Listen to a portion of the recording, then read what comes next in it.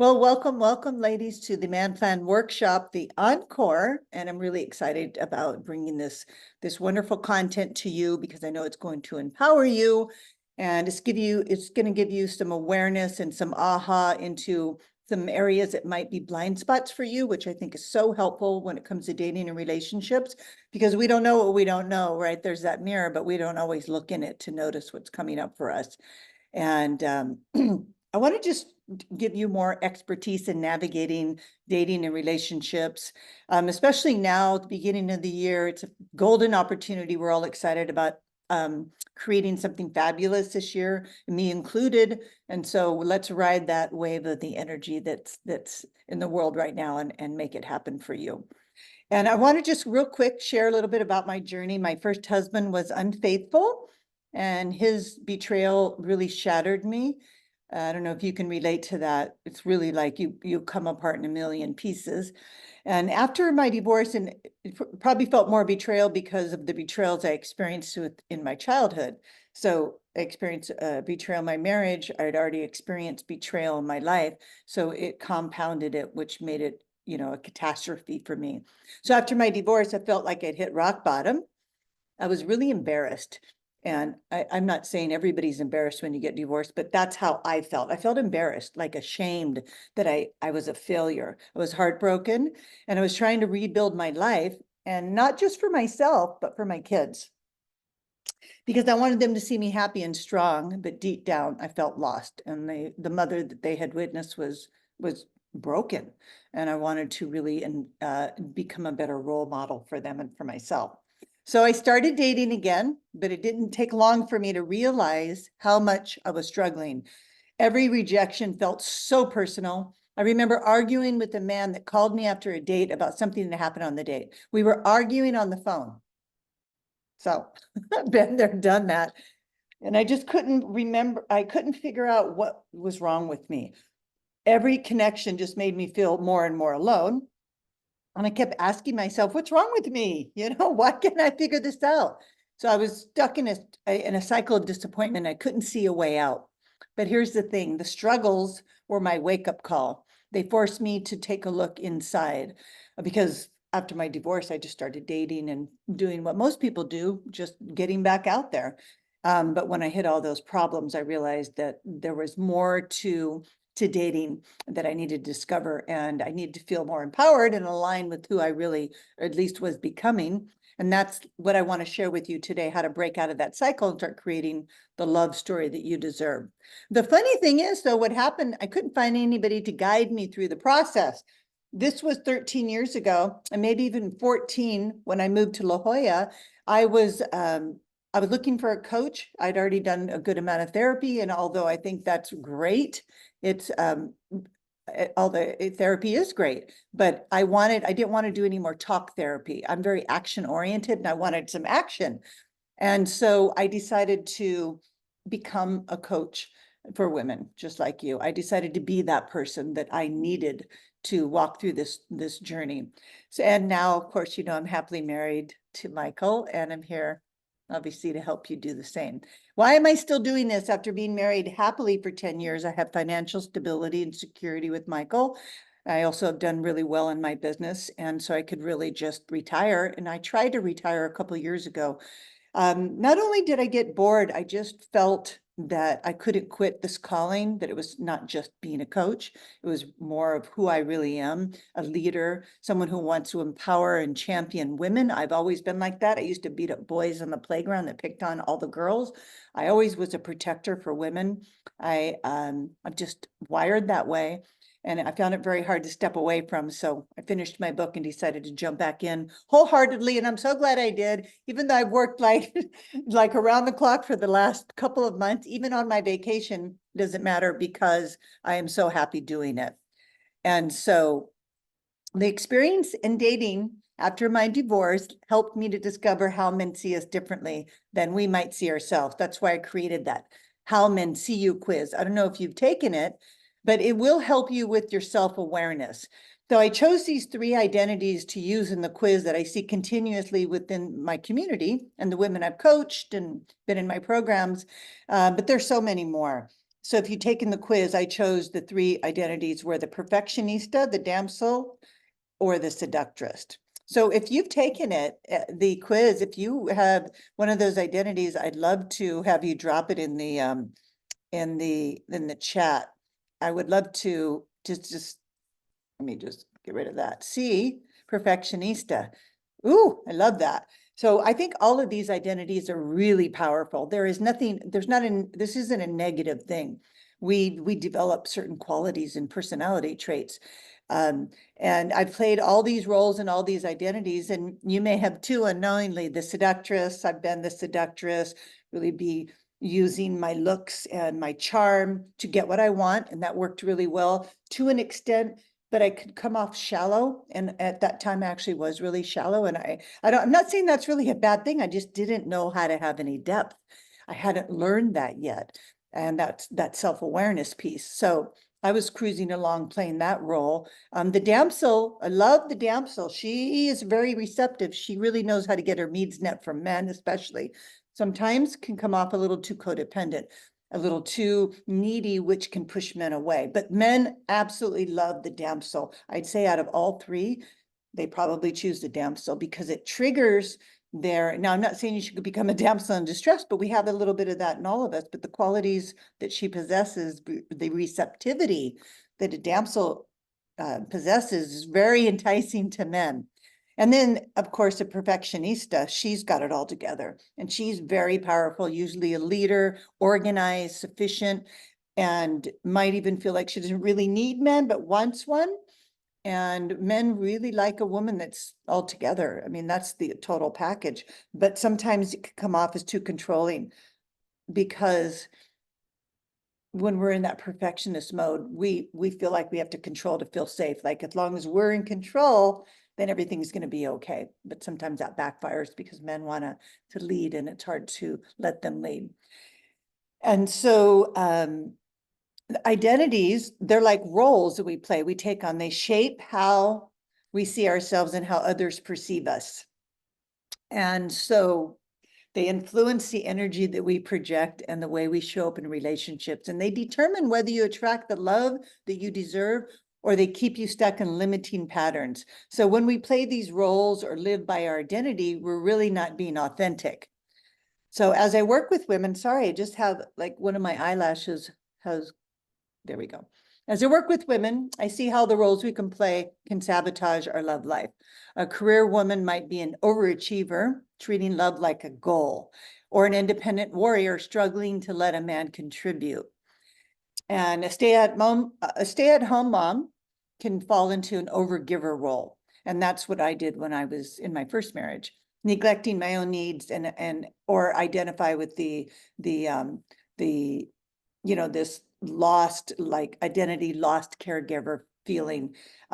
You're kind of become unsure of your own worth beyond being a mom. And so this looks like women now that are, our age could be saying things like, and I see this so much in California, and I'm not saying it's good, bad, wrong, or right. I'm just sharing that I've seen it, is that a lot of the parents and people that I've met since I've been married to Michael, and even Michael, oh, my kids went to this school, they're doing this, like part of his identity is sourced from his children's success.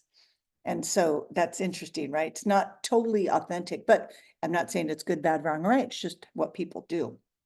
And it's a way to like impress people, because it is impressive that your child went here and they're doing this, and it's a wonderful accolade. And we like to take that on as part of our role. And so the good news is when we identify these identities, we can balance them. And that's the fun part. That's what I want to teach you.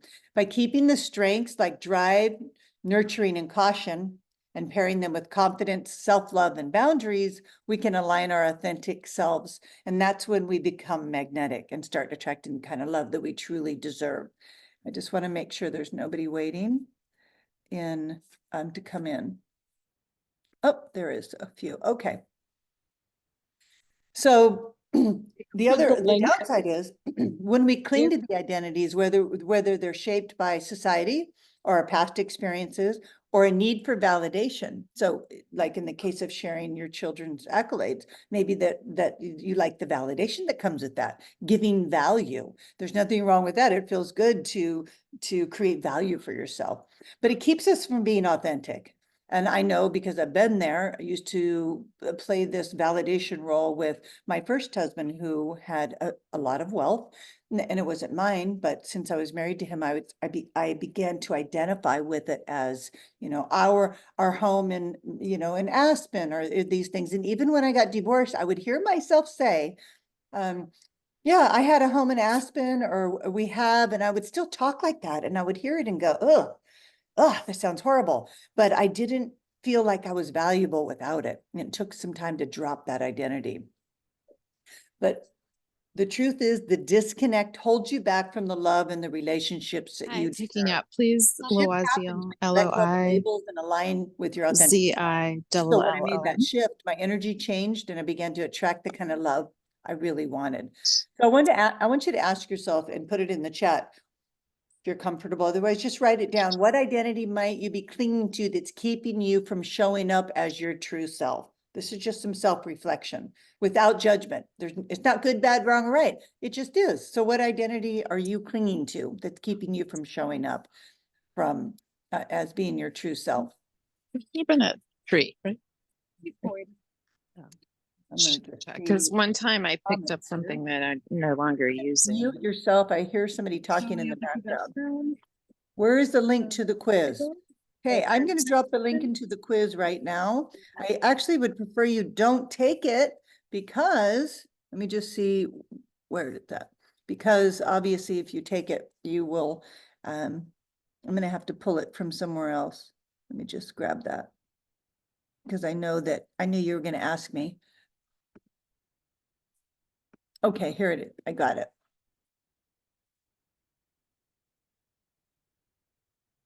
Okay, here's the link to the quiz.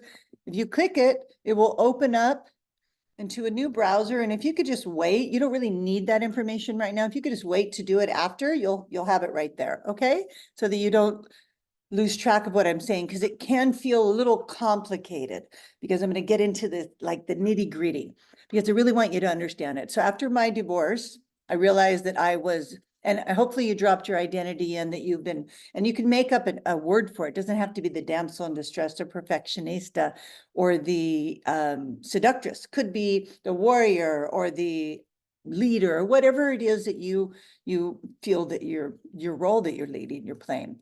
So after my divorce, I realized I had been embodying the identity of damsel in distress, which I already shared. I was longing for someone to rescue me from my broken heart, that is, and feelings of failure. Now, like I said, the damsel in distress has beautiful qualities, being receptive, open to support, and embracing her feminine energy. And a lot of this comes from my conditioning. My mother wanted us all to get married right out of high school and be taken care of. That was her MO, because she got married when she was 14.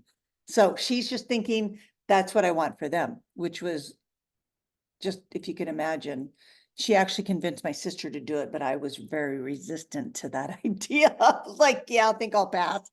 And so there's some wonderful qualities, a lot of feminine energy in the damsel, but those traits aren't balanced with confidence, self-worth. They can send the wrong signals to men and actually push men away after the initial attraction. So I was attracting men when I first started dating who were either wanted to save me or who weren't really available for the kind of deep, committed relationship that I wanted. And it hit me. I wasn't showing up as my authentic self. I looked good on the outside, but the energy screamed, rescue me. And this is what I'm teaching women to shift in my total package program. It's about keeping the damsel's good traits like openness and femininity, but combining them with confidence, boundaries, and self-love.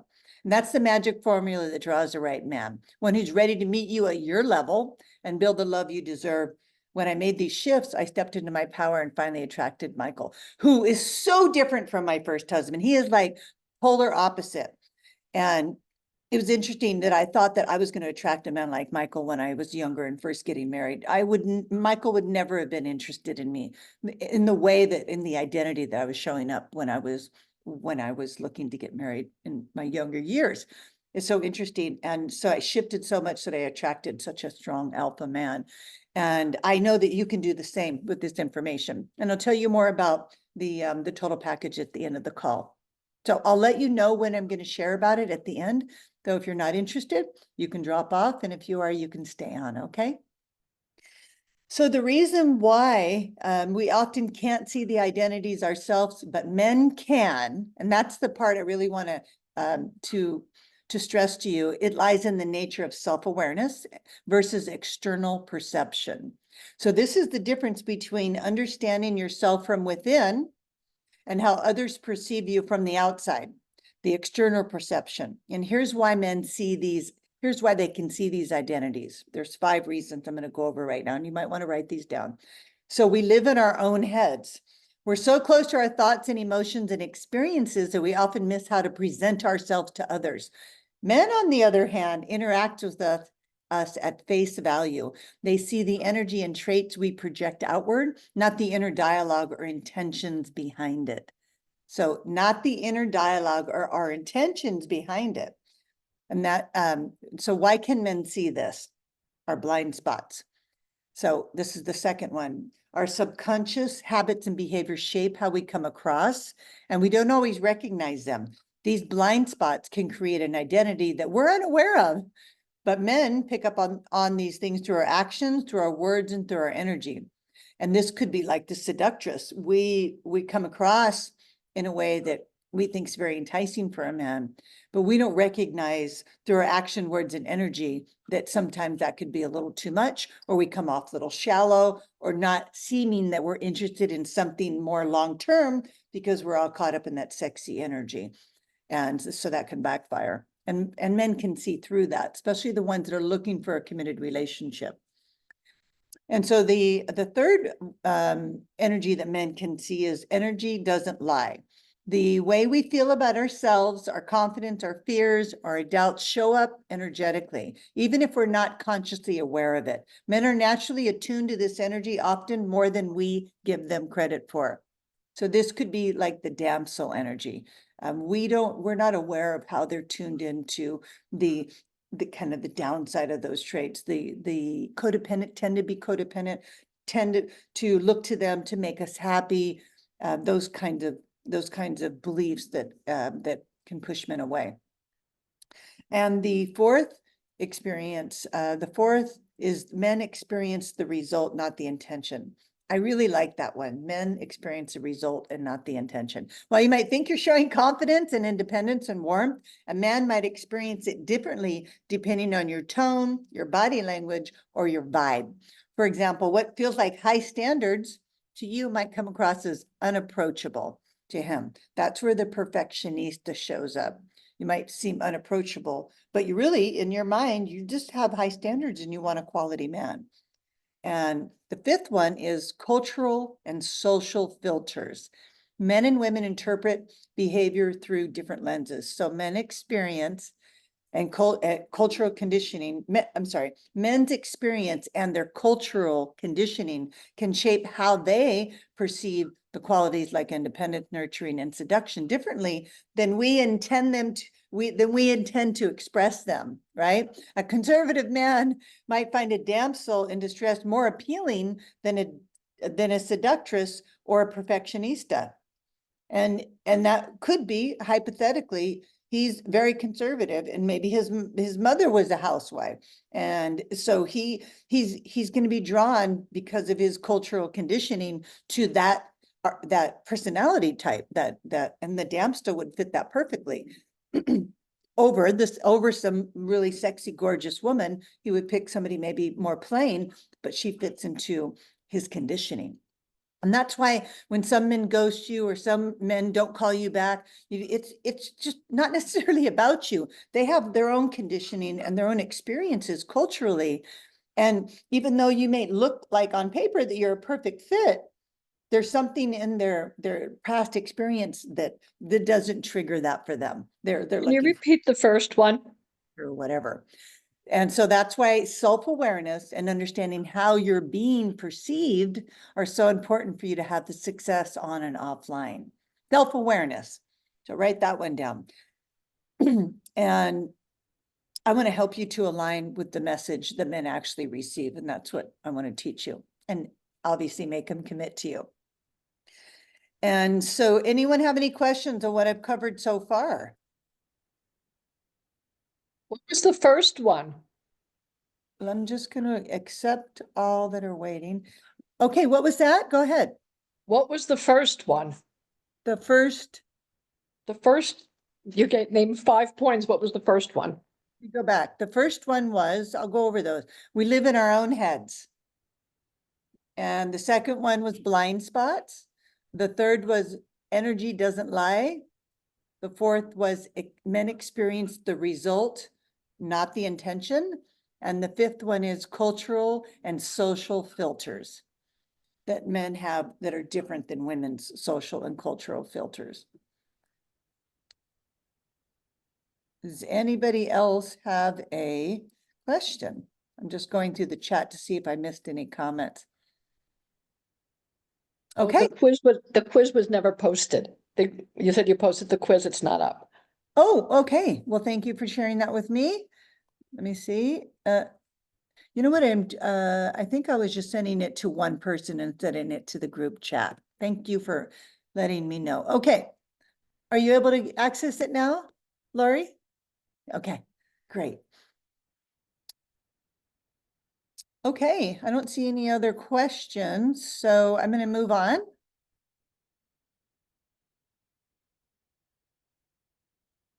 Now, what's really going to help you is talk about the 3 signals that you can send to catch his attention and show him that you're the total package. Sexy like the seductress, and of course in your own way, independent and the perfectionista, and of course the damsel, the sweet damsel in distress. So the first signal is confidence. That's magnetic. And I know everyone says confidence, confidence, confidence, but it is the ultimate attractor. When you're comfortable, and it's just being comfortable in your own skin, men can't help but notice because it makes them feel comfortable. It's a big authenticity piece. When a woman is authentic, the guard's down, and it creates an instant connection. And in fact, it gives you credibility. When people are really authentic, they're credible. You automatically feel like you can trust them on some level.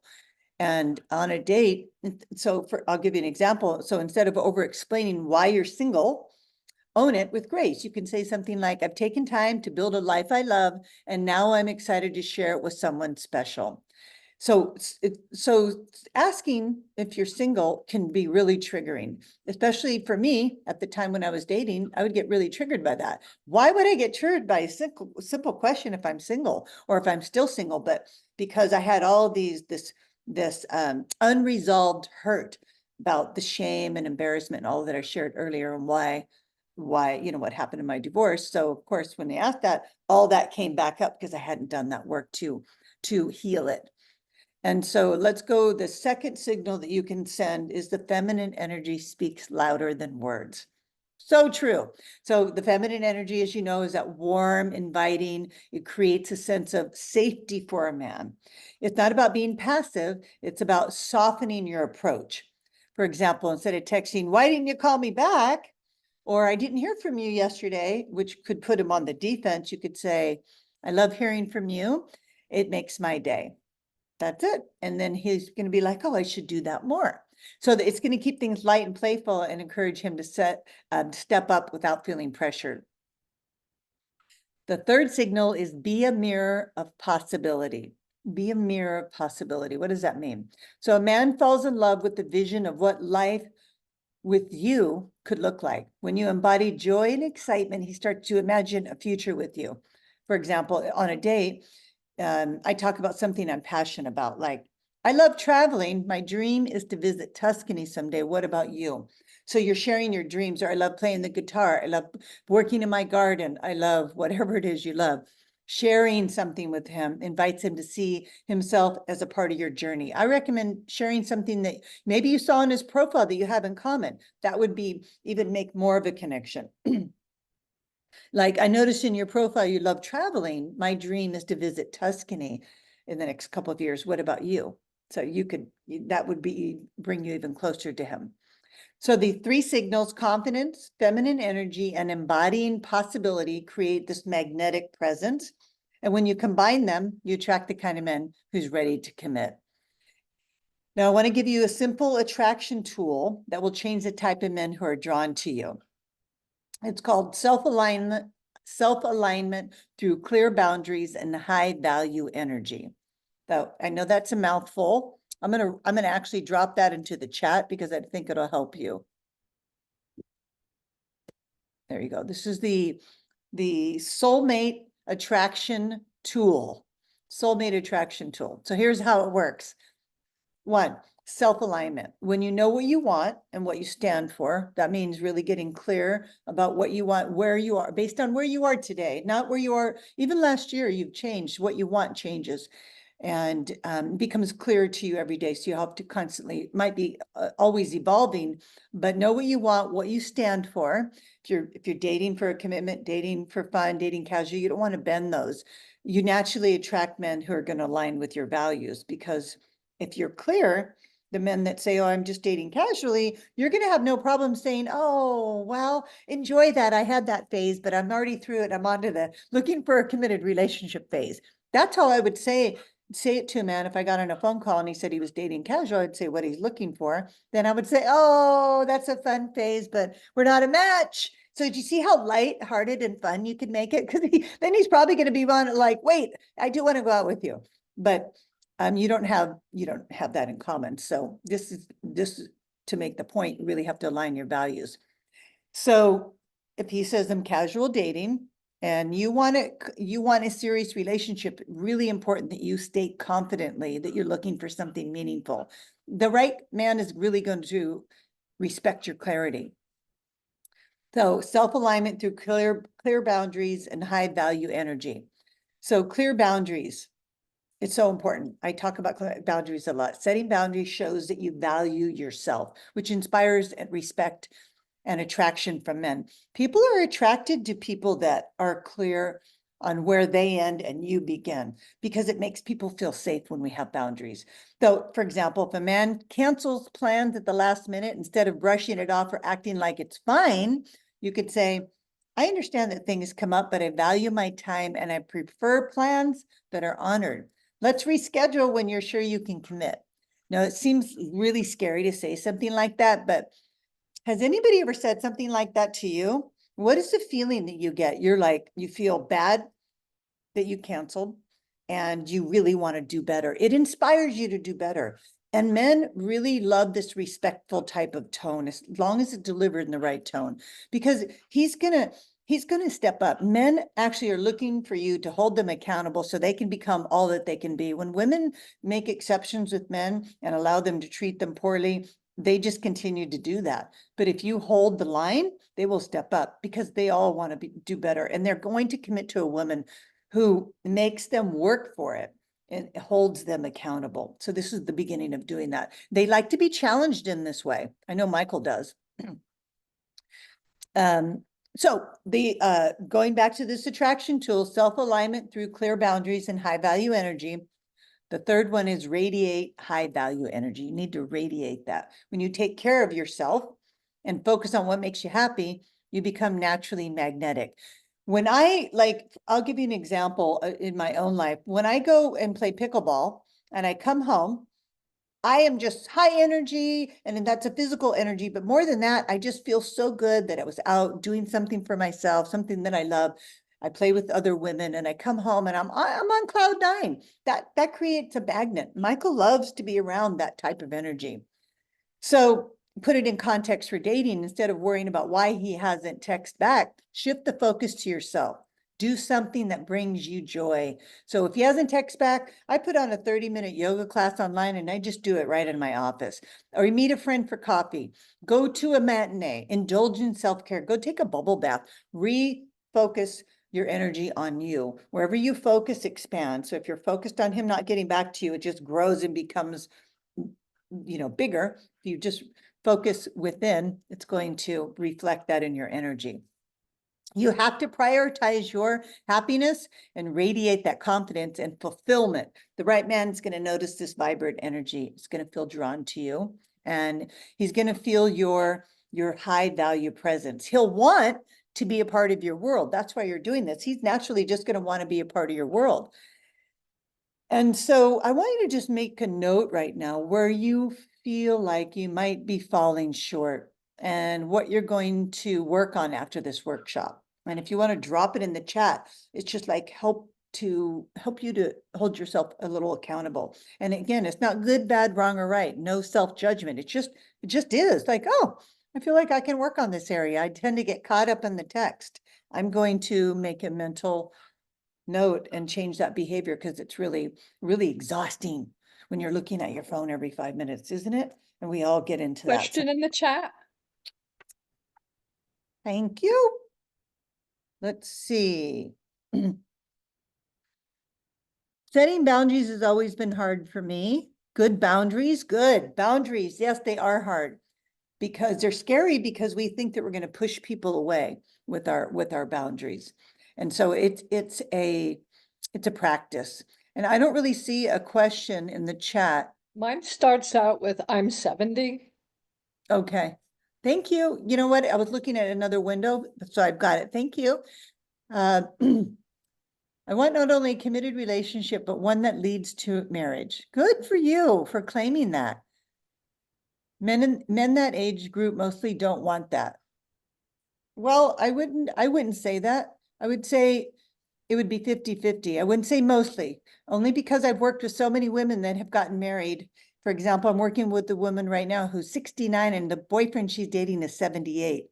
He was married for 50 years. He's been, his wife passed away a couple of years ago and he's looking to get remarried even though he's 78 years old. My friend just married, excuse me. One of my friends just married a 78-year-old man. She's 60. And so I don't believe that because I've seen so much evidence that, but I can understand how it's easy to get But if discouraged. you state that in the beginning, that could. If they state that in the beginning, you mean? No, if I state that right in the beginning, that, I'm not looking for a forever boyfriend. I'm looking for something with the right person that leads to marriage. I That wouldn't tends say to that. I would never state that in the beginning because it's just too much too soon. That can come later once you recognize that he has the qualities that you actually would consider marrying him. Then you can move into those conversations. You see, you might discover that I actually don't want to marry him. I wasted all that conversation because that'll push him away because until a man's decided that you are somebody that he wants to make that commitment to, he's going to get overwhelmed.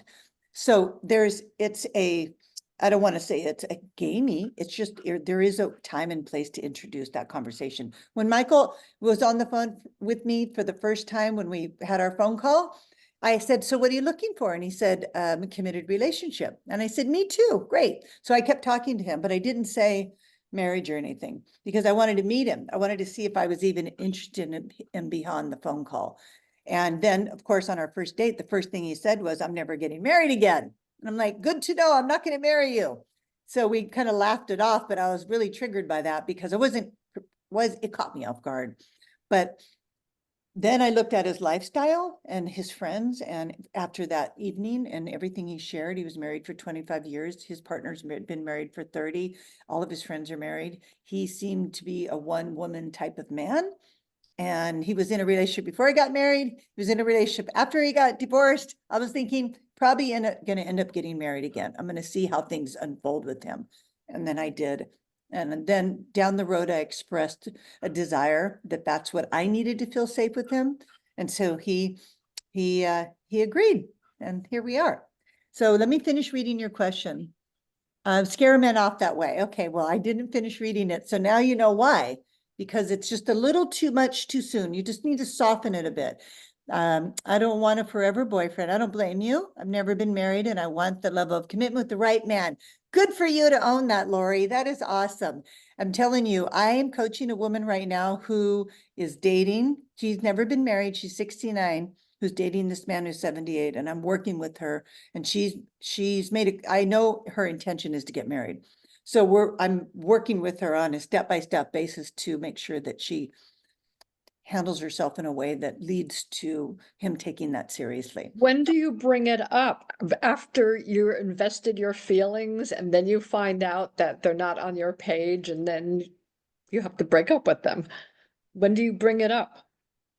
So you bring it up at a time where it's depends, everybody's different, that I would say after you've established a deep emotional connection, after you have trust, you've had some wonderful experiences, you met each other's family, it just seems logical in your mind. So it would be probably a couple months into it, you could bring it up, depending on the relationship, again, how it's unfolding. Has he introduced you to his family? Does he look like and feel like, and has he actually pulled you into his life?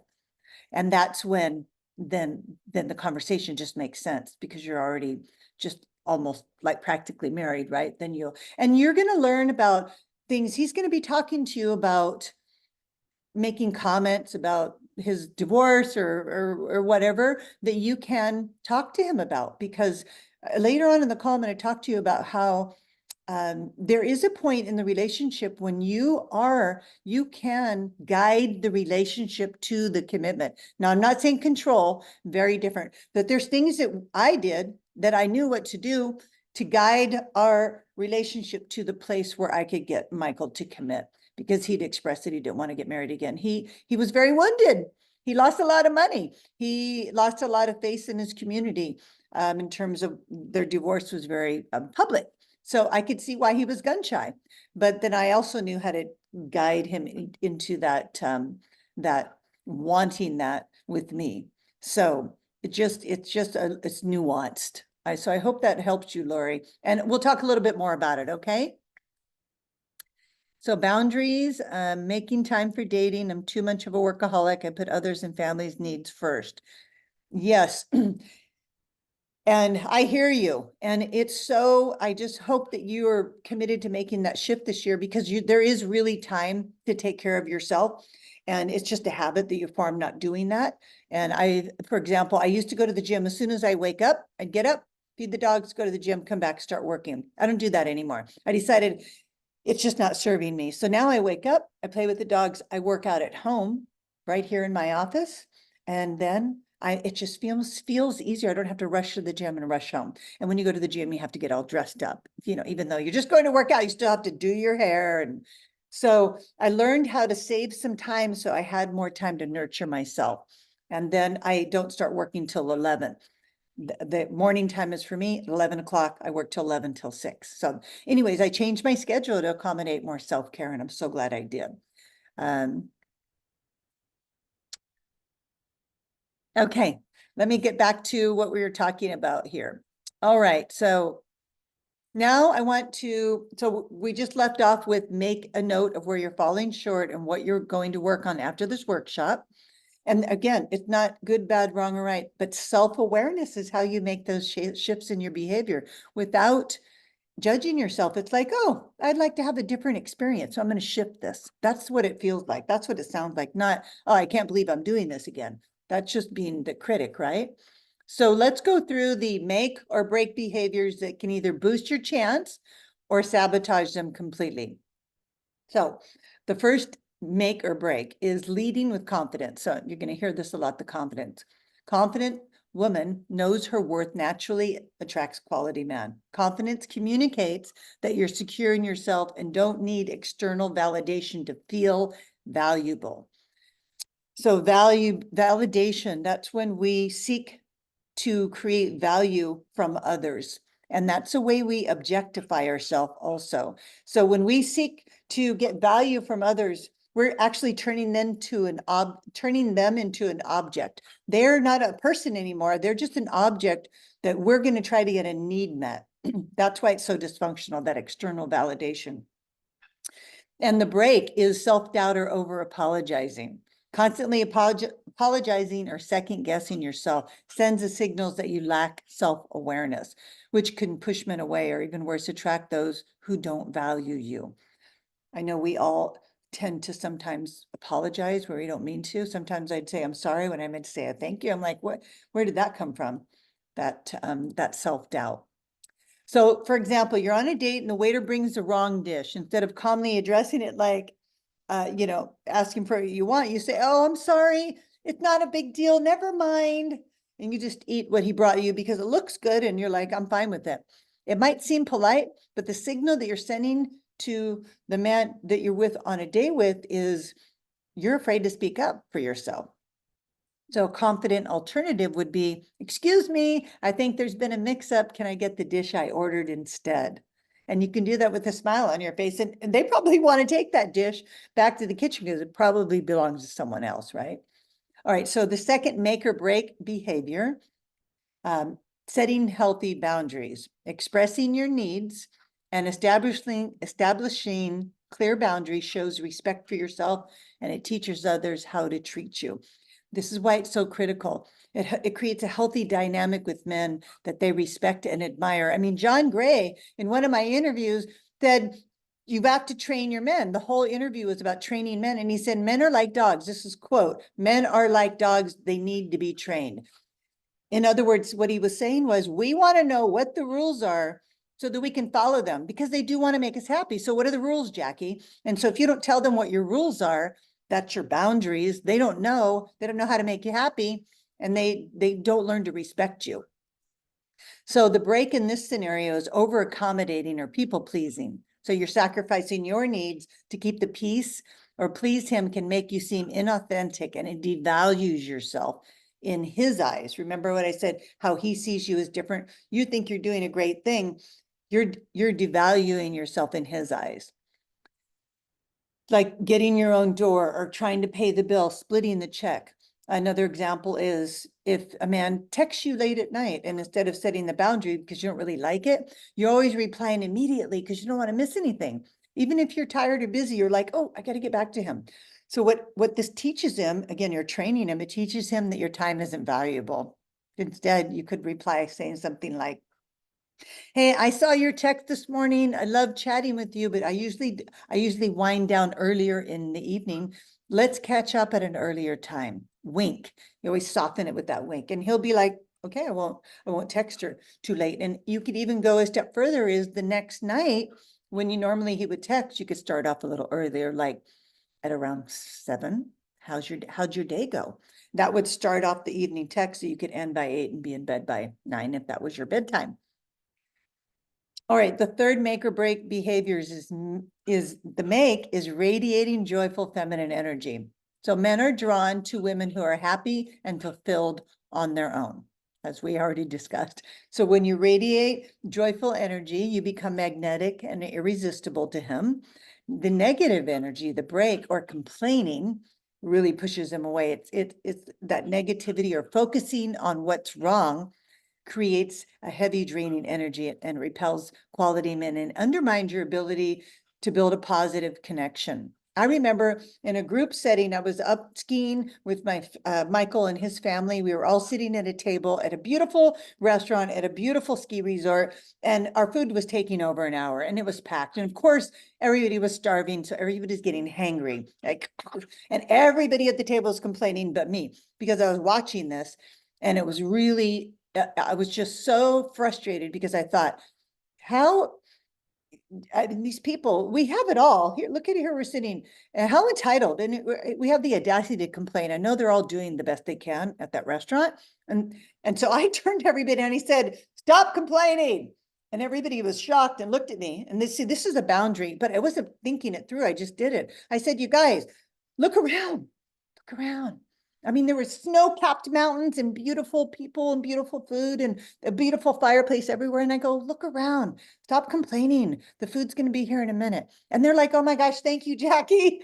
Because complaining is like an energy. It's like a void, a vacuum. It just starts, everybody just jumped on that bandwagon. So now to make it relevant for you on a date, the restaurant has a long wait.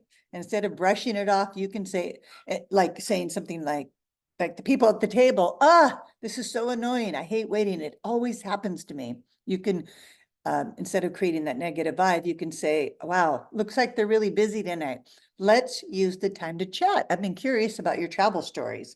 As, this is a way for you to start to create that connection through travel. If you like to travel and you've seen on his profile, he does too, get him to talk about his traveling. Okay, so we've covered the identity that creates the signals that you're sending out. We've covered the soulmate attraction tool and the make or break behaviors. Now I want to teach you the formula, the attraction formula. And that's something that you could start using right away to attract quality man who's perfect for you. Not perfect for me, but perfect for you. And this year can be, you know, the year that everything changes for you. And if you start putting this formula into action. So I'm gonna see if I there's have a any. question about boundaries. Go ahead. Hi, I've had experience where you try to set boundaries, like you're coming late, things like that. And men get defensive and they say you're demanding and you're micromanaging. And that's difficult, Difficult when a man gets defensive. When a man gets defensive, it stems from a feeling of being under attack. So in his childhood, for example, his mother was like, don't do that, do this, don't do that, do this, stop, danger, warning, give me that. Go to your room, you know. So women, and this is why men have this so much more, is women raise men, right? Boys to men. And we're constantly telling them what to do because we have to keep them safe. We have to teach them how the way the world works. And a lot of times the fathers aren't present. So they grow up not wanting to be told what to do by women because they've just had it. Michael is so sensitive to this, you guys. Oh my gosh. If I even used the wrong tone, it was so aggravating in the beginning of our relationship because it was really defensive, because he was coming off, you know, he was really working on himself, but I would say it in the sweetest tone, but he'd still get defensive. So that took a while for me to help him see, but he was receptive to the growth with me. So when men get that way, what you could do is you just stop, see it's energy, and look at him and smile. Just you've got to embody this, like you didn't mean it to be defensive. You didn't mean to come off demanding or controlling. You can just say, oh, I make sounds, and Michael, oh, and I just look at him. It gives him an opportunity to notice that he's being defensive without saying anything. So you can just smile at him, because what are you going to do when someone's smiling back at you when you're feeling defensive? It's kind of like helps you melt that, you know? So try that, and then just be careful of your tone. Sometimes when you ask a man to do something, you might want to wait to another time to ask him. Though if he's consistently late, what I would do is wait till another time or reward good behavior. Oh, look at this. I'm so glad you're on time. I love, it's one of my big things in life is just being on time or even being early. So you can reward him for good behavior and go up and give him a little kiss, little peck on the cheek or something. Or you can later date when he hasn't been late, you can bring it up. So then it's not in that moment. So he's not going to be defensive. You say, is this a good time to talk about something that I've noticed that I'm just wanted to talk to you about? And he's going to say, what is that? Just say, well, it's really important to me to be on time. And I've just noticed the last couple of times we went out, you were running late. Maybe we could set the dates to be 15 minutes so you can kind of problem solve then. Come up with a solution. He'll probably be a little embarrassed, so don't repeat yourself. So try that. You know, set it aside and do it at a different time, because a lot of people are defensive in that moment if you don't know them very well. Okay, making time for a date, too much. Okay, we already read that. There will be a replay, and there already is a replay. I posted it in the Facebook group from Thursday's call. It took me a while to edit it, and then I'll post this replay as well in the Facebook group once I edit it. So we'll have 2 replays, and you can either watch Thursday or today's. Okay, I hope that answered your question, Lori. Was that helpful? Okay.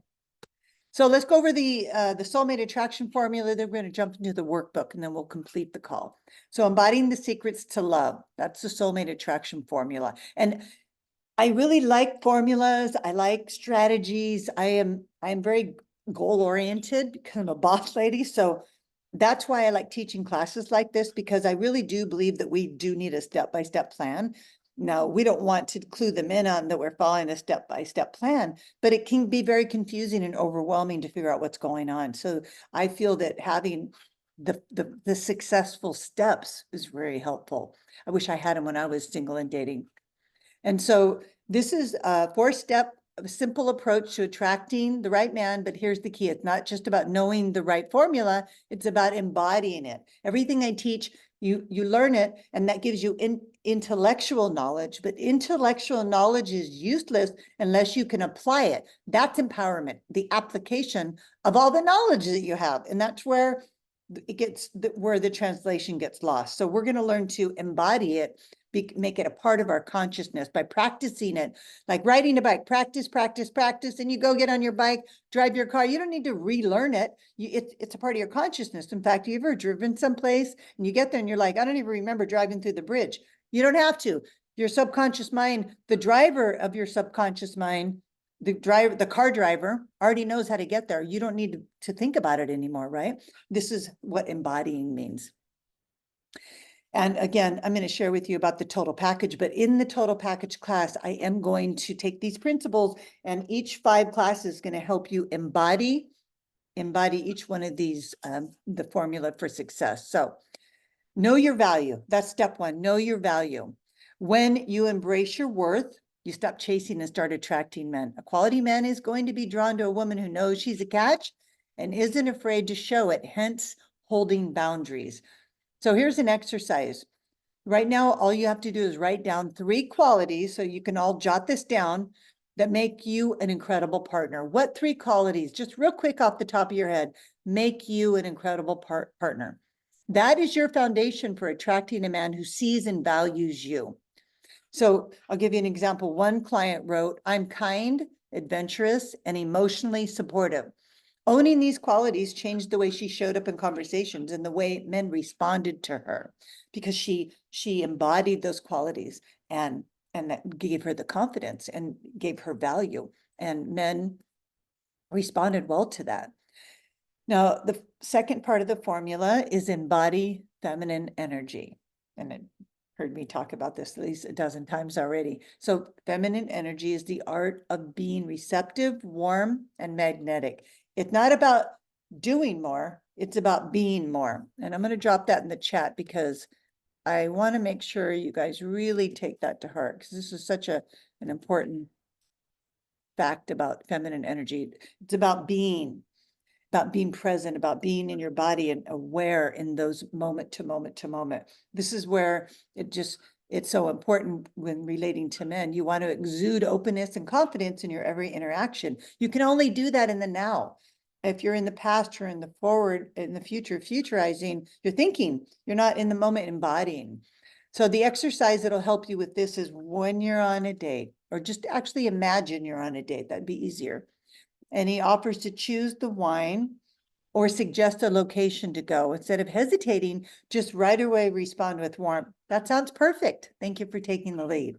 Again, you're training him. You're almost creating a boundary, and you're going with the flow with your feminine energy. That sounds perfect. Thank you for taking the lead. I say that to Mike all the time. He loves to hear that. He loves to hear that he's taking the lead with me. So this simple shift is going to allow you to embody the trust and openness that makes him feel like a king. So let me give you an example. A woman I worked with started using this approach, and she found men were more engaged, eager to step up. And it's about creating that space for connection. And he feels more connected to his masculine energy around her. And so the approach is, again, it's letting him lead, being okay with him opening your door if that's what you want, letting him pick up the check, letting him make your travel plan, see what he does, see who he's going to be. Allowing him to lead really is your best way to get to know him the fastest, because you're going to see what he does and whether you like it or not. And fun, loving, intellectual, and adventurous. I like that. That's great. So now you want to embody that on all of your dates. You can tell stories about being adventurous. You can using your intellect and doing it in a fun, loving way. So storytelling is really positive when you're on a date, because it also shows insights into your lifestyle, the things you like to do, the things you've done, and your personality type. So I really think that adventure stories even if it's in your younger years, it's, oh, one time when I went backpacks across Europe, or I used to be in a cycling club or whatever. So this clarity, oops, did I jump ahead? Oh, okay. So the step 3 in the formula is align with your vision. Now, clarity leads to the alignment that we're all wanting. When you're clear on what you want, you can embody the vision in how you speak, act, and connect. And men are drawn to women with that purpose and with that direction. So I want you to take a moment and just close your eyes and imagine your ideal relationship. So just close your eyes for a minute and just imagine, just like a quick snapshot. You could be sitting on the sofa holding hands. You could be at dinner. You could be walking down the street with your coffee holding hands. You could be on a plane together. Just, you know what you want to be doing. Imagine you're doing that right now. You're sitting in first class and you're flying off to wherever, or you're in a bookstore, you're in a coffee shop. So how does that feel? Tap into the feeling energy. So if you could write down how that feels in the chat, just one word that reflects the feeling of your ideal relationship. So mine was excitement. When I was doing that, I got excited. Warmth, safe, good. I like safe, cozy, excellent, safe, good. So you can feel that, right?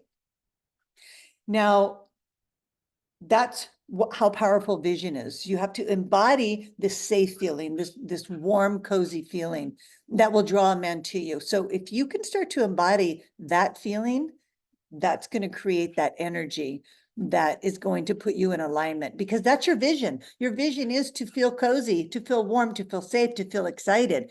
That's your vision. So when you can feel that, it connects with the law of attraction, because feelings are energy. Thoughts are not feelings. We can think about our feelings, but feelings are not thoughts. So how you can tell the difference between a thought and a feeling, if you slap your wrist, that stings. I can feel that's a feeling. Now, in a few minutes, I can come back and I can think about that slap, but I can't feel it, but my mind can make me believe that I can feel it. I can actually feel it in an hour if I think about it, because your mind can't tell the difference between the real and the imagined. That's how powerful your vision is. And so I wanted my client to take a lighthearted and open energy to her dates. And instead of overthinking what to say, she leaned into being present and playful, because that's what she felt, the feeling that she wanted to feel. And on one date, when her match mentioned his love for trying like new food, like he wanted to take her to an Indian restaurant, and she smiled and said, "Well, you're in luck. I've always wanted a partner in crime for adventurous eating." I thought that was really cute. And so he really liked that. She came back and told me, wow, he really, he lit up, because her fun, relaxed approach showed she wasn't taking him things too seriously about trying these different restaurants, while also creating a sense of safety by being warm and approachable to him. And that energy naturally attracted him to her even more. And he was more interested in making a genuine connection with her. Step 4 of the formula, take inspired action. So like I was talking about earlier, enlightenment versus empowerment. Attraction without action doesn't work. That'd be a good thing to write down. Attraction without action does not work. So taking inspired intentional action is a part of Embody. Just like being on this workshop, you took inspired intentional action. This is what it feels like. And it's also just a part of how you embody everything that I'm teaching you. It's about putting yourself out there in ways that feel aligned and true to you, so you can have those experiences that make it a part of your consciousness, that make it feel like when she said, "You're in luck, I'm the adventurous eater," that became a part of her consciousness, because she practiced saying it and it felt real, and that's how she wanted to be perceived. And now she's embodying that. And I bet she uses it on all of her dates, because she had so much success with it, right? So the exercise that will help you with this is to commit to one action step this week that aligns with your vision, whether it's updating your profile, with a fun, flirty touch, or saying yes to an invite, or even going back into your profile and using some of the words that you put there, that feeling. Because feelings, women feel, men think. But men look to women for their feelings, and we look to men for their thinking minds, because men aren't in touch with their feelings. We can help them get in touch, but initially, that's why they're drawn to our feminine energy. We feel, they think. There's the opposites. That's a duality of relationships. And so one woman posted a vibrant smile photo of her that she took over the holidays, and rewrote her profile to reflect her new feeling around her high value energy. And within days, she told me she started connecting with men who were serious. Now, the picture has a lot to do with that, but also coupled with the little blurb that she updated. So you probably have some fun pictures from Christmas, a party, or at home, or at a friend's house. You could make, if it's a picture that you think is great, upload it to the dating site and see if the algorithm says that that's a good picture. So to wrap this up, these 4 steps are knowing your value, embodying your feminine, aligning with your vision, and taking inspired action. And again, these are the foundation of my Becoming the Total Package program, and I'm going to tell you about at the end of the call. And this is not about tips and tricks. I don't teach tips and tricks. I teach tips, but I don't believe in tricks. I don't believe in manipulating men, because it always backfires. It doesn't last. It's about embodiment, right? It's about, and there's nothing wrong with you. You don't need to change. You're not broken. You don't need to fix yourself, but it's embodying a fuller approach to these energies that already exist in you, and making them a part of you, these principles a part of you. That's how true transformation can happen. That's how you're going to be able to attract the quality men that you may feel like that there's no quality men, or they're not attracted to you, but it more than likely is the energy that you're exuding and how men perceive you. Because again, they perceive us differently than how we actually are showing up. So I'm going to move over to the workbook. We're just going to go through that for about 15 minutes, because it's very robust and it's kind of self-explanatory, but I want to walk you through to give you the context, and then you can take that home and hopefully work on it this week. And I just want to see if you have any questions before I move on to the workbook. Yes, I do. Just a quick question about dating rituals. So a lot of men today start to ask, when are you going to pay for me? And When you what? Pay for when are you you? going to pay for me? Or I can't bring myself to do that. I'd rather reciprocate by cooking a beautiful meal, but they want, a lot of them today want you to take them out and pay for dinner, or pay for yourself, and I just can't do that. That doesn't. So ask them So questions. Always question the questions. Write that down. Question the questions. Say, well, you could, so if he says, well, when are you going to start paying for me? You can say, well, what do you mean? Yeah, I mean, what does he mean exactly? Say, what do you mean by that? And he'll say, well, I would I like you. did, and one particular guy said, because I want to be treated once in a while. I don't want to be spending the money all the time. Well, in And that case, I well, can't do that. then I would say, I'm so glad you told me that. In that case, I would love to treat you to a beautiful meal at my home this weekend. Are you available? I've done that every weekend. They want me to pay in the restaurant, and I don't want to do that. It's just I can't go along with that Well, then I ritual. would say that there's something about and I don't recommend that you ever do. So, and not whether you can or can't, it's not something you should be doing. Unless you are established and you guys have worked out that that's what you want to do. So every new relationship is different. Everybody negotiates differences, but I don't recommend doing that unless you mutually agree to at a later time after the courtship. So it could become a little more balanced, like you're making meals, but there's might be something in your energy that they even have the audacity to say that to you. So maybe you want to dial up your graciousness during the meal. Like, just like, this is so generous of you. Thank you so much for taking me to dinner tonight. I want to treat you to a nice dinner at my house. So right then you could reciprocate with something. But I would let them take you out 3 times. So try playing with a little more, lay on the gratitude a little thicker, and just experiment with that. See how that's received. It'd be hard for a man to ask you to pay when you've just been so lovely about how grateful you are. And make sure you're always smiling when you do that. It kind of puts them back in their place. And see if that approach, you can always lean forward too and touch their forehand.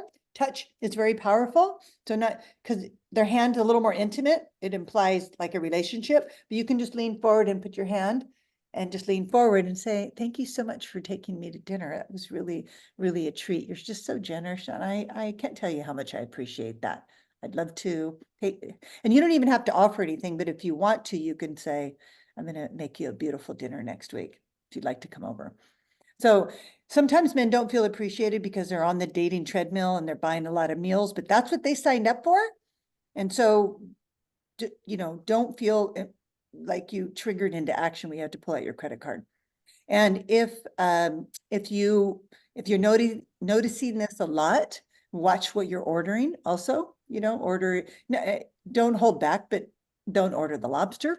I'm not saying you are, I'm just saying another way to be a little more conservative. Go ahead, Dee. Okay. Hi, Jackie. Hey, Jackie. How are you? Good. So quick question. So I was on a date over the holidays, and there was a guy I went out with before, and everything was going really well. And I told him I wanted to, get together again. And then it was close to New Year's Eve. He asked me what I was doing. I said I didn't know. And then New Year's Eve came, and it was like he had other plans. How do you know he had other plans? Well, I asked him, I said, what are you doing? I said, I really would like for us to get together, spend New Year's together. And he says, oh, I think I'm not going to go out. I don't feel like going out. But we still could have gotten together, even though he didn't want to go out, Well, I don't know if he didn't want to go out, but I think there's a way that you answered that. When you said, I don't have any plans, and not that that's wrong. I said, I don't know what I'm doing. I didn't say I didn't have any plans. I just said, meaning I had options. Like, I don't know what I'm doing yet. Right. And that's the part that might have made him feel like you had all these other opportunities besides. Oh.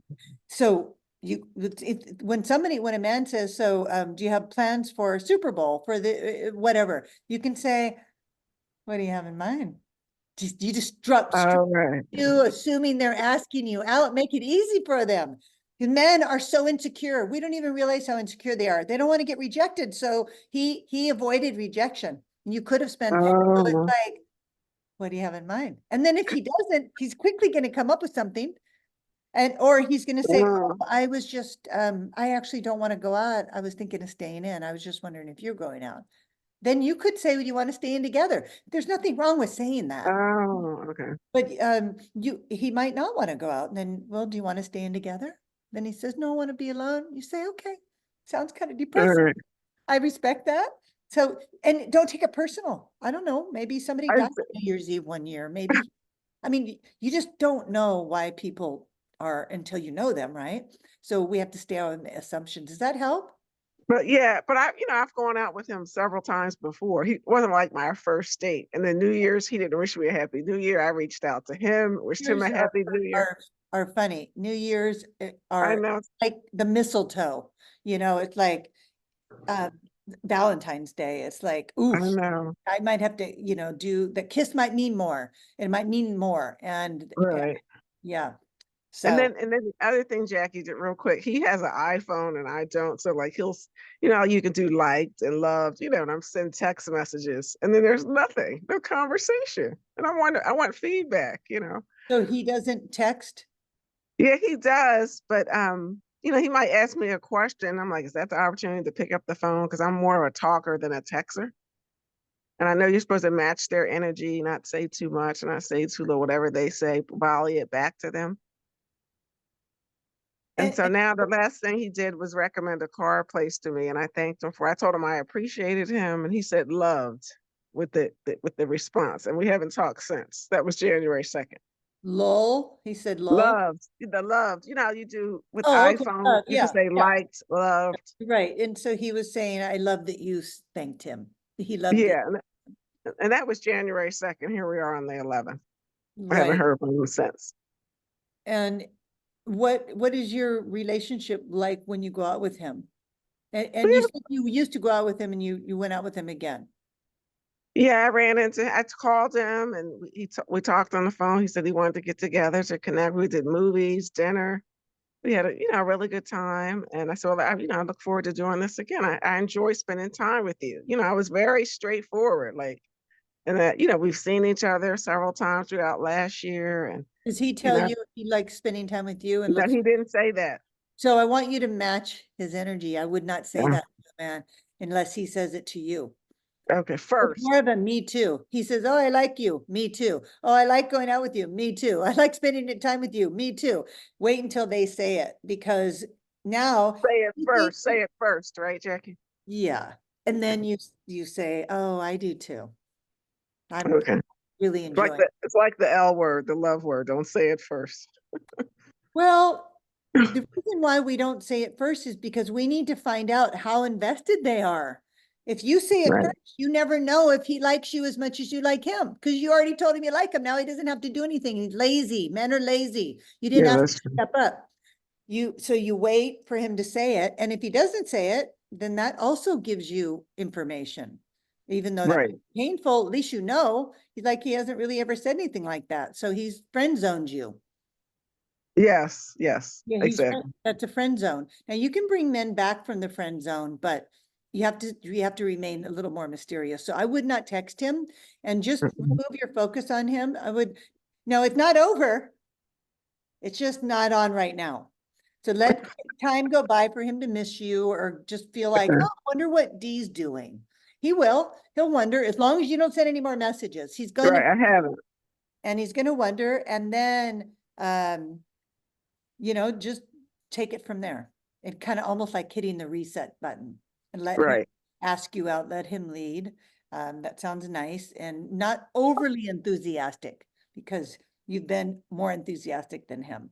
But Yeah, I have. not enthusiastic, just sort of like, oh, I'm so glad you called. I've been dying to talk to you. That's what you say to your girlfriend. It's just like, oh, nice to hear from you. That, Right. Yeah. yeah. I think it's the holidays, it's a whole seasonal effect. We just already got 9 inches of snow here on the East Coast. It's just been like, winter's tough, the winter blues, and Yeah, it is it's tough. just tough. Do you ever It's do, tough. do you ever do Zooms or FaceTimes with men, with him? Um, no, I have not. We live within an hour of each other. No. Okay, so one thing you can do, and then I'm gonna move on, but one thing you can do, Okay. all you can do is men like to help women. If you ask a man for help, he's gonna do it. Do you want to be, it's kind of a little coy, but Mhm. be like, hey, do you have a minute? I really need some help. That men are like, where's the problem? Where's the fire? Put it out. Men, that's what triggers men into action. Help, a woman help. And they're like, what does you need? Men help women. So you say, and then it could be anything. Could be figuring out some file that you can't make into a PDF. Could be anything. You're my Right. plugged. I make something that, this plug isn't working. And do you have any insights for me? That's what I asked Michael. And you had to be careful if you even say anything to Michael, he'll come running home and start doing it. I'm like, what are you doing? Yeah. He said, well, you said, and I'm like, oh, I didn't mean for you to come home. So ask Right. for help with something, like, hey, Okay. my driveway's all snowed in. Do you have any time Yeah. to come by and help me get my car out? He's gonna think Yeah. about Yeah. it, even if he says he's busy. So that could be something if it's appropriate. Okay, so asking for help. Yeah. Thank you, Jackie. You're welcome. Much love. Much love to you. Okay. Go skiing with family and friends. You are valuable. Good. Go skiing, skating with family and friends. Excellent. You are valuable. I love that. All right, I'm going to share the workbook. And so I will put the link to the workbook in one more time in case you haven't accessed it since you got on the call. The link's in the chat, should open up for you. So you can follow along, you can download it and print it or make copies, etc. So let me pull that up. I really love I like workbooks. That's not it. Okay. Here we go.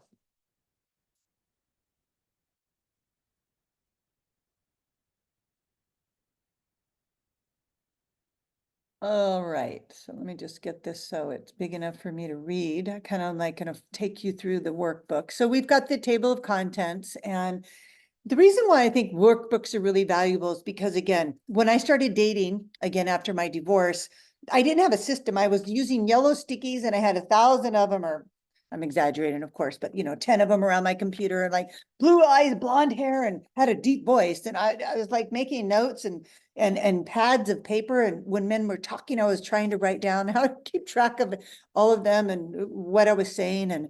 And it was exhausting and I was losing track. In fact, I was talking to one guy that was not the guy that I thought I was talking to. Has that happened to you? You're talking to a man and you realize, oh my gosh, this isn't Mark. This is that guy, Joe. And you're like, oh, this is the worst day, because you're saying things that he doesn't know what you're talking about because your notes are all messed up.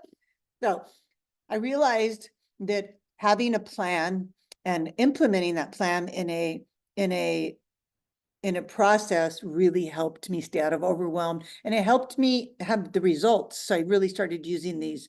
Now I've used this in the past, but this is all new workbook. Some of the elements are the same, like the implementation plan, but we've got,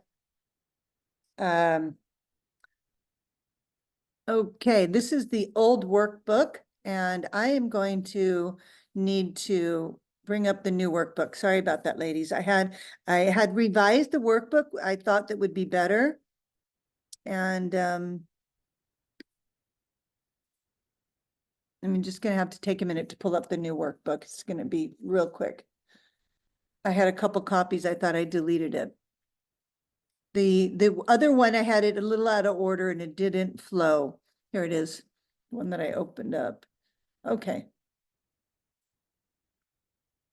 All right. Okay.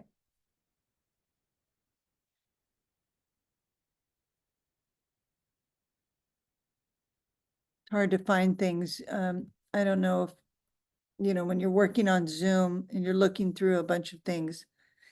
And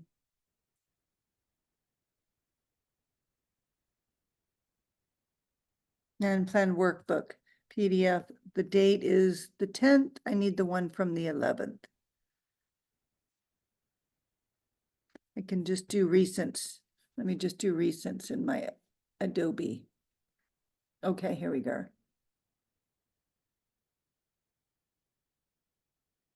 Okay, I just clicked on the right one.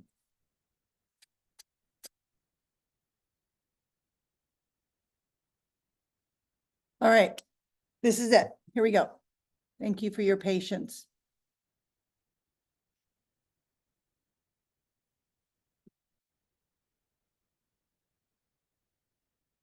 The flow is really important. I like to lay this out in a way that is digestible. So back to the table of contents. So the table of contents, you can pop around, but I love it if you'd follow an order. We talked about our soulmate vision, on creating that vision for yourself. Even if you've been dating, I think you should just start from scratch, because you probably have not experienced results if you're here, or you're wasting your time, you're frustrated. So let's stick to the plan. So the first part of the plan is the soulmate vision. And we kind of visualized a feeling earlier. And so that's really what this exercise is. It doesn't take long. You could just do it in a few minutes. But it's so critical, because everything in life is vision, belief, action, results. That is how I have lived my life. It really does work. When you have a big vision, anything, attracting a man, buying a house, a car, getting a new job, you have a vision of what you want. So then you have a belief that I'm going to get that. And then you take action, do the things you need to do to have what you want. And then you have your result. You have your car, you have your house. Getting a man is the same thing. You have to have a clear vision. Clear thoughts lead to clear actions. Unclear thoughts lead to unclear results. So clarity is your superpower. And it's the key to creating the life and love that you want. So take your time to go through the details here that I put, and write down with as much vividness that you can your soulmate vision. So you can, it's simply a quick little snapshot of an experience that you want to have with the men. And so you could, using all of your sights, sounds, taste, just really using your senses, because feelings are energy and they ignite the law of attraction, where thinking is not energetic, it's our feelings. And that's why I wanted you to get into the feeling energy. So the one that you pulled is different. How do you, I'm just looking at Carol's post. The one I pulled off is different from what you're showing. Okay, that case, let me see if I can, I gave you the link to, let me, in that case, does anybody else have a different workbook? I mean, it's the same workbook, only it's ordered differently.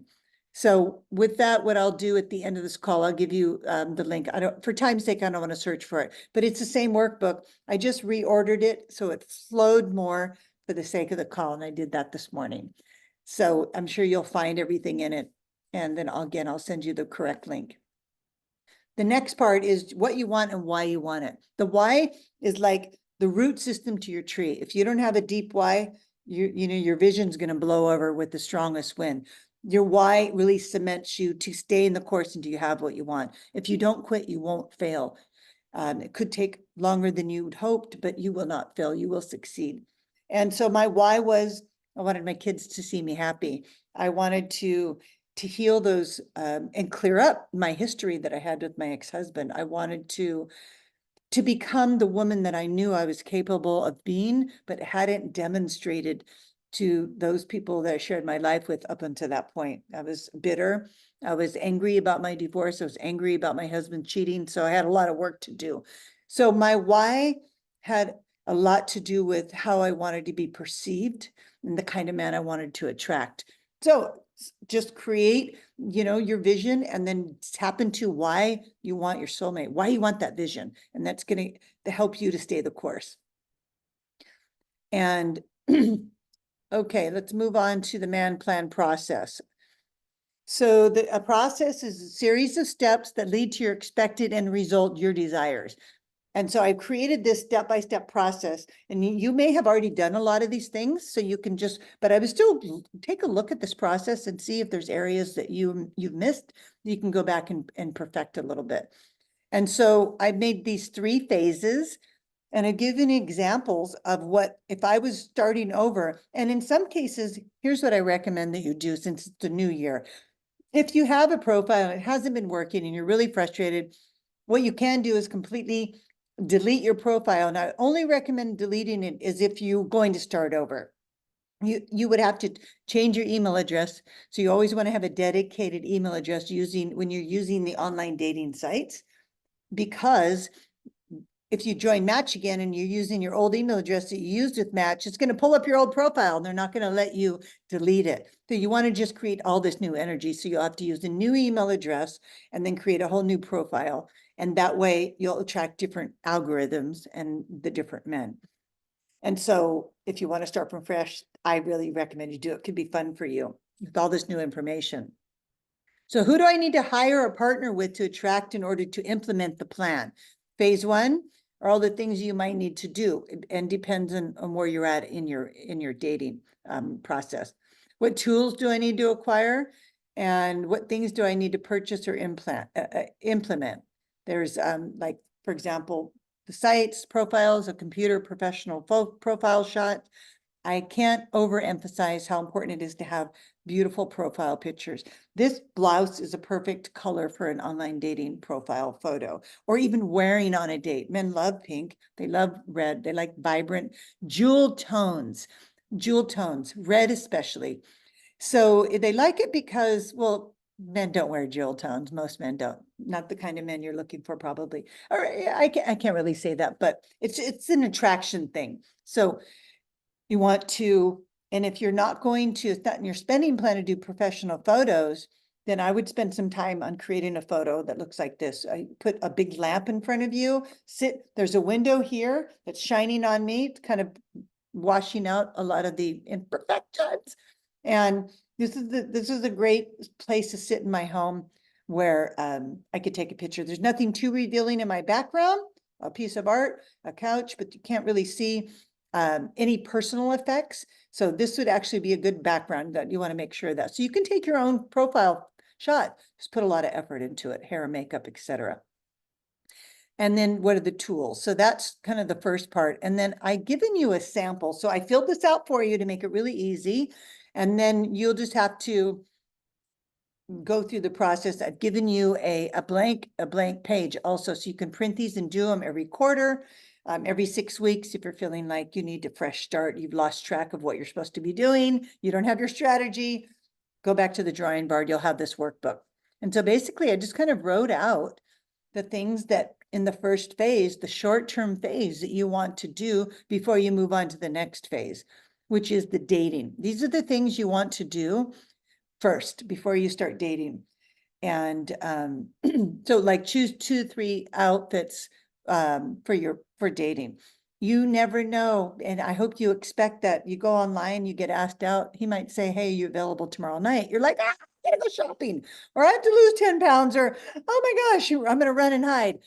You don't need to lose weight. You don't need to go shopping. You need to have 3 outfits you already know you look fabulous and you feel confident in. And you put those in your closet, you set them up with the shoes and the accessories. So when you get asked out last minute, which I'm all okay with, you go in, you've got your outfits, you don't have to overthink it, and you don't have to panic. Have you ever been in your closet for over an hour stressing about what to wear when you have so many clothes and you don't know what to wear?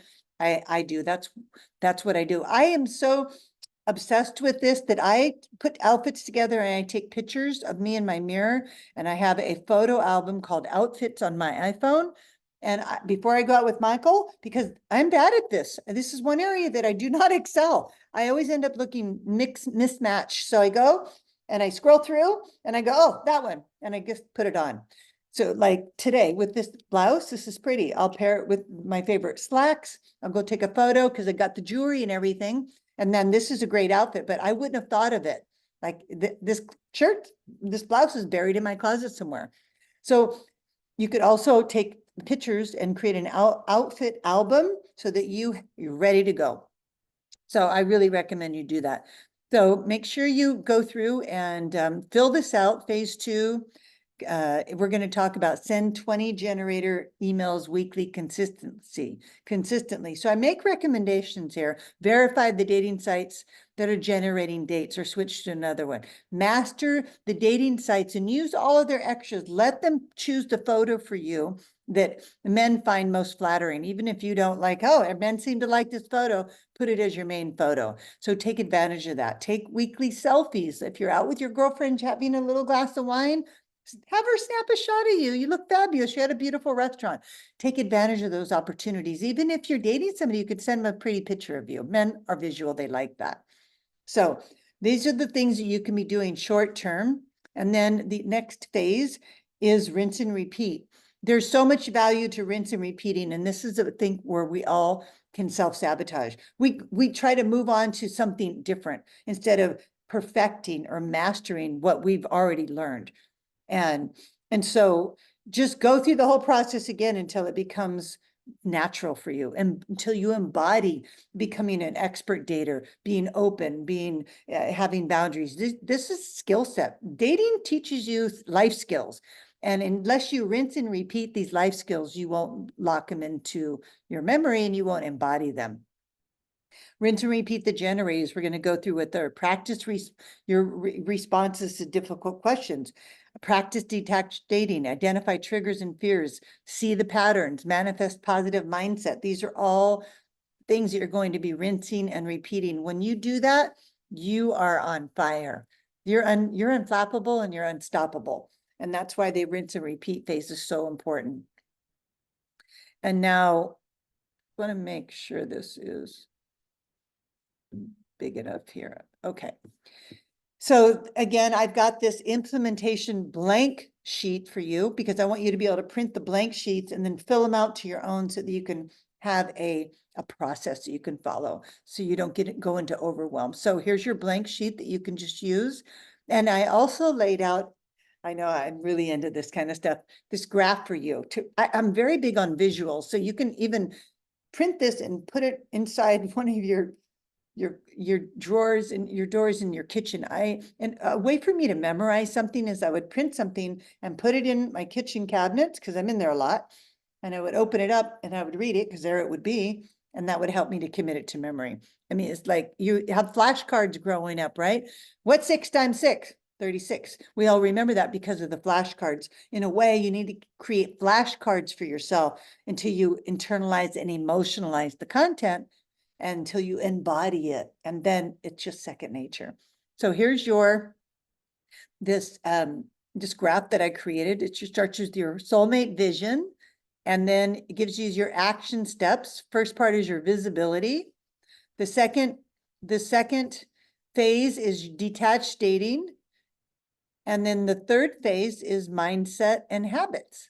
So these are all the phases that you can go through in 30 days that are going to help you embody these traits that are going to capture the eyes of a quality man. So that's the plan. And then I've got a blank one for you, that you can create your own implementation plan based on your unique challenges, identities, where you live, etc. Okay, the generator strategy. I'm going to touch on this and then we're going to wrap it up. This is gold, and I really want you to just utilize this because it works so well. I'm just seeing. I think I got the old one. I'm the one you pulled off. Okay, there's no other comments. I just wanted to make sure I didn't miss anything. Now, the generator strategy is something that you're probably already doing without even realizing it. And I just want you to really hone it and look at it as a way to create more connections with men online. So this is an online strategy.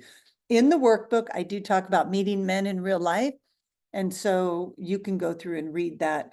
I think you should do both. I think you should be endeavoring to meet men in real life, and you should be online dating. When you get burnout online dating, pause for a week or 10 days and just live your life. And then when you're feeling energy rich, you can go back to it. But don't delete your profile. Don't ever do that. That's just sending the wrong signals. That means you're really triggered, and you need to look at why you would do that. Just hide it if you need to. Just step away, and then come back to it. Now, I want you to fill your funnel of love. The funnel of love is really just like a funnel. You have to put men at the top of your funnel that are going to sift through over a week's time, from chatting with them online to possibly getting to a phone call, moving them onto a date, seeing if you can get a second date, and the ones that fall away, that they're filtered out of the funnel. And then you start. So I would print the funnel every week, and on Sunday night you're going to start to generate these leads. This is the funnel. It's really fun. So you can print this sheet, print like 10 of them, and you can fill them out. This is how you can track the men. You're dropping in all the men you talk to on Sunday night or online, and then you filter the ones names come down here. When you get a phone call, maybe they come down here, and you can draw lines if you want. You can play with it. The ones that you have a date with or you're texting with, you can make your notes, and then all the way down to hopefully exclusivity. Now, if you are still talking to one or two men that are lingering, you can, and most of them filtered out, throw this out, move the two that are lingering, make little notes about them, and keep your funnel full. This is really helpful so that you don't hyper focus on one man. As long as you have other men that you're talking to, you will not put all your focus on one man, which they can feel, by the way, and that's a whole heavy energy that you want to stay out of. So you choose 10 men online. So basically what you do, you go in to your online profile and you start searching for men that are within your criteria, and you're going to send them an icebreaker. I've given you 5 icebreakers, so it's right here, and you can just copy and paste this to 10 men, and then those are the men that hypothetically will end up in your funnel, the ones that reply to you. And my favorite icebreaker, and you probably heard me say this before, but it always works, is what's a great guy like you doing in a place like this? Wink. What's a great guy like you doing in a place like this? We all chuckle over that. They'll say, I can ask you the same. And then you can laugh, and it just breaks the ice. And then you can say, no, really, like, how's it going for you online? That's the next thing you could say. So you start the conversation. Most men do respond to that. So I hope you use that one, but there's other ones that are really effective as well. You could also experiment. Use 2 or 3 of them in different men and see which one you get the best response with until you come up with a great one of your own. But don't hesitate to rely on these cheesy icebreakers because they're cheesy, they're fun, they're lighthearted, they're interesting, and men chuckle and they reply. I've never had anybody say that a man did not like that. In fact, that's why it works so well. And so what you're going to do is you're going to drop that little icebreaker in the chat with him, and you're going to wait for him to respond, and then you're going to go back and forth. So don't wait for men to email you. Some of them you won't even be interested in. Go for the ones that that you search for, because what you're doing is you're teaching the algorithm to send you matches that are consistent to the ones that you're searching for. And that's why it's really important for you to do the searches, as well as letting the algorithm match you with the searches. And then you're just going to go back and forth a few times, and you're going to offer them your phone number. So it's like, I'm going to give you an example. Hey, what's a great guy like you doing in a place like this? And he might say, hey, I can ask you the same. You're like, well, geez, thank you. He just gave you a compliment. And just say, no, really, like, how's it going? How's it going? Or you can just say, how was your new year? Do you have some big aspirations for this year? So you want to ask a question always when you are dialoguing, because if you don't ask a question, the conversation dies. So everything is a comment and a question. It's 2-part. You could say something like, I'm so glad that it's 2025. I have high hopes for this year. What about you? So I made a comment and then I asked a question. So now he knows something about me, or I'm going on a big trip, or whatever it is that I want to share, one sentence. And then I'm so glad that it's a new year because I have a big ski trip coming up. What about you? Are you excited about something? I just gave him something to ask me about. Now, I don't want you to get into pen pals. It's 3 or 4 back and forth until you feel like there's a little zinger, little connection, because you don't want to waste his or your time. At that stage, you can drop in your Google Voice. You guys can look up Google Voice. You can get I think for $5 a month, or maybe it's free now. Get a phone number that it's ran through your real number so that it hides your identity. So basically, I would send them my Google Voice online right there. Yeah, I'm giving him my phone number because this is not a date. I am not picking him up. This is a meeting to see if we're interested in dating. So I'm going to provide my number, and he might provide his number. Great. That's so awesome when they do that. As soon as he gives you your number, go on your phone and text him and say, hey, Mark, it's Jackie from Match. Nice to chat with you here. Now he's in your phone, you're in his, and let's see what he does. Again, you're vetting him. See what he does. Does he text you back? Does he pursue asking you out? And then from there, you can say, I'd love to hear your voice. Do you want to set up a time to chat this week? I'm available on Tuesday and Wednesday night after 6. What about you? That's it. That's all you do. If he doesn't respond to any of that, he's next. You don't have time, but that is what we're here for. It's kind of a business transaction until you get to the date, right? To the meeting. So if he doesn't respond to that or your 2 times, he might suggest times, work it out, get on a phone call, and then go meet him and see if there's some resonance. Make sure on the phone call you say, so what do how's it going online? What are you looking for, by the way? Ask that, write that down and make it in bold so that you have the courage to say it. Because if you go to your date and you find out he's casually dating, you're going to be so crushed. You're like, I cannot believe that I didn't have the courage to ask that. You could ask it on the date if you want, but if he says he's casually dating, you're going to have to sit there through your drink or meal. I don't want that for you. It's awkward. But you could say, oh, I already went through that phase and it was really fun, but I'm in the looking for a committed relationship phase. But I'm enjoying getting to know you. So we're probably not a match, but let's have a good time. And I've done that, and that works too. It also makes you seem high value, and they might go, wow, she really knows what she wants. You might even be more appealing to a man if you do that. Now I give you a bunch more guidance here for time's sake. I'm going to let you explore that on your own. Again, that workbook is really comprehensive. Detachment is your superpower. So I just want to talk about detachment and then the rest of the workbook, I'm going to let you go through. There's your funnel. I've got your do's and don'ts for revamping your profile. I've got, you know, I say, just really give you some advice on that. I also go through the common dating questions. And those are really in the meeting in real life. So the common dating questions at the end, I really think this is an exercise worth doing. I give you the questions so that if you have any issues with answering these questions, in other words, if you feel triggered or defensive or like, why in the heck does he want to know that? That's a defensiveness.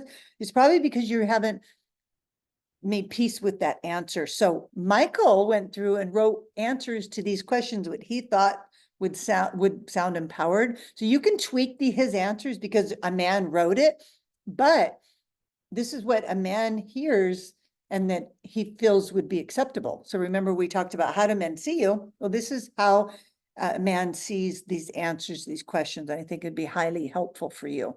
So go ahead and fill those out.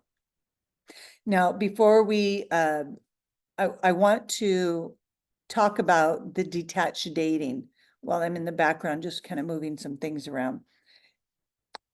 So detached dating is probably the most important thing you might be able to take away from this call, beside those frequencies and learning the energy that I talked about. So detachment, but involved. So it's called involved detachment. Involved detachment. There we go. So it doesn't mean you're emotionally detached from the person in front of you.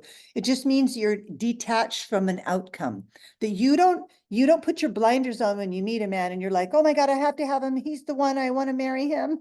And he just seems so perfect for me. When you do that, you miss out on how he's perceiving you. Because you've already made up your mind. You've already went to the end of the story and he hasn't even got there yet. And he can see that it's a visible energy.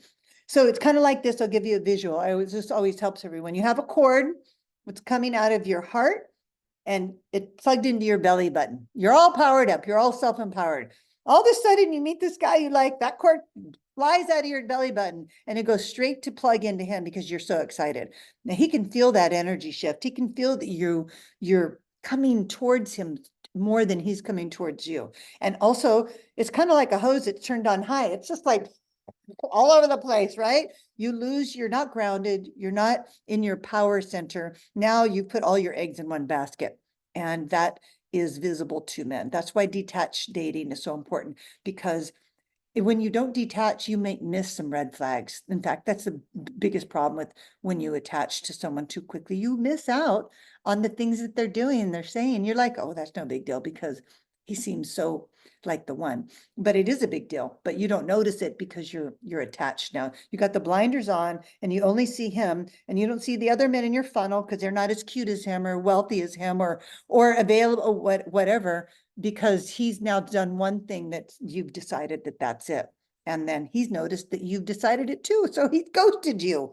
And that's why men ghost women. They're like, yeah, she's way too into me. And you were like, what did I do? I didn't do anything. It's energy. He can feel it. Too eager, too excited.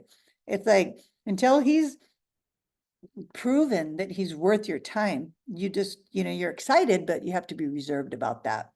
So I'm just going to do this, which helps my video camera focus. Sometimes when I move around a lot, it gets confused on where I am, which is what it's doing right now. There we go. Okay. So do we have any questions? Before I end the call, first of all, thank you all. I want to tell you it's going to be 5 minutes or less about the total package program that launches on the 25th. But is there any final questions before I complete this part of the call?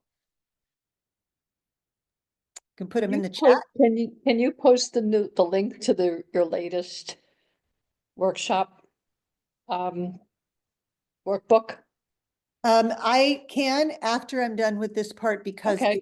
it's digging around. So I'm going to stop the recording, then I'll dig around and find that for you. Okay. So just give me a few. Let me just tell the ladies that are still on the car a little bit about what I've got going on. And let me just scroll to my notes because it's easier when I have notes. Okay. So I'm really excited about this program. It's a new program that I just created. It's the first time I'm running it because again, when I started the call, I was telling you how we have all these energies, and how do we make the most of our seductress, our perfectionista, our damsel? How do we make the most of that? and without repelling women without repelling men with all of our power or all of our sexiness or all of our neediness. So balancing out these energies, and that's why I created this. So it's a curriculum that's going to create a transformation for you, and it's going to help you become the total package. Now, there are 5 sessions and 1 bonus session, and they come with journal prompts and Q&A. It's in a private Zoom setting where you're going to get the replays that you can keep and download, and you can keep them on your computer. And each session is designed to awaken a specific energy within you, the parts of yourself that make you irresistible and magnetic to quality men, just like we discussed. So the first session is awakening the girl next door. We'll start by bringing your fun, flirty side, the girl next door side. She's the lighthearted, approachable, and makes you feel comfortable and curious.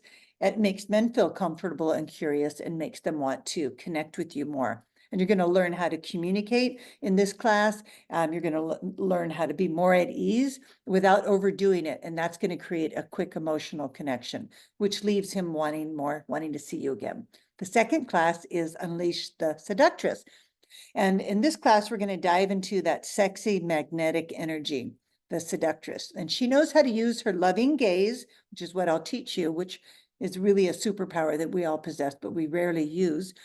It's you're using your voice, the tone of your voice, and your presence. It's going to awaken his deepest desires while commanding his respect at the same time. So we're going to master flirtation, building confidence, and learn how to plant seeds of desire every time you interact with him. So day 3 is we're going to invite in the nurturer. Men do crave this. They don't like to be coddled, but they crave the nurturing that women can provide. And you're going to discover how to self-nurture and how to exude this calm energy and ask the kind of questions that makes him feel valued and cared for, but without feeling coddled. And this energy makes him feel safe and deeply connected to you. And so this is kind of a path that I'm moving you down. The 4th class is Free the Goddess.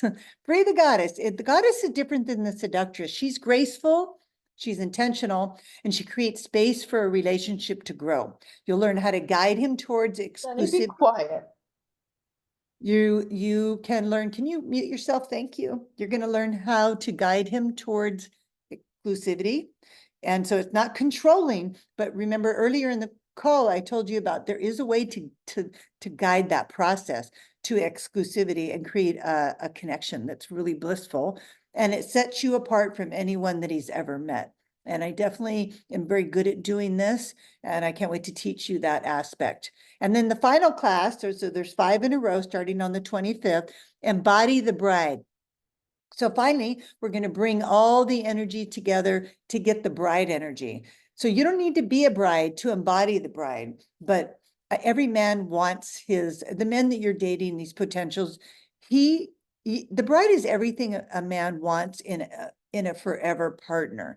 And so you're going to learn to combine all these energies and to communicate, a mutual vision and plant seeds of we, which is so important, and show him that you're the soulmate he's been waiting for.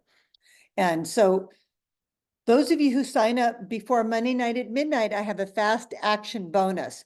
So if you enroll by Monday at midnight, you're going to get an exclusive live private profile review session with me. And we're going to go over your profile together. So basically, I'm going to go on and get a screen share from you so I can go into your profile. I can look at your profile, pictures, your bio. I can even start responding to men and show you how to get that algorithm to start working for you. Look at your pictures, all of that. And there's usually always one person on the call that wants to share their profile. So if you don't want to openly share that in a private setting with the other women, we'll have one woman there that will do that. I've had a lot of my clients love to do it because I really do help them, and we'll get on there and we'll start flirting. So you can actually do that in the background with your profile, and you can follow along what we're doing. Of course, that's going to be Q&A, helping you with any questions you have. And it's just really like me being your wing woman, helping you stand out to quality men and turn those matches into real connections that result in phone calls and dates. So it's not about luck, Obviously, it's about the skill set. It's about taking action. I want to help you combine these unique energies and, pulling together that confident side, the flirting side, the nurturing side, and aligning them with these powerful dating strategies that work for each identity that I went through. And when you do this, you're naturally going to become radiant. You're going to become receptive, and it's going to create some effortless attraction within this men that you're talking to and that you're going on dates with. And the program is $555. I put together a 2-pay for those of you who would like to utilize that. And that's the price right now. It's going to go up in a week. So if you really know that you're in, go ahead and lock that price in. I will drop the link to the cart right now, and you can sign up. The class that is coming up on Tuesday night, and there will be a replay. And if you can't make it to that, it's depending on how many women sign up and how many women can't make it, I might make it 2 parts so that everybody gets a chance to be a part of that. So are you ready to become the total package? That's the last question I have for you. Total package. You've seen that woman who walks in a room and she does feel like she's the total package, and people do notice it. It really is a thing. So I can help you with that.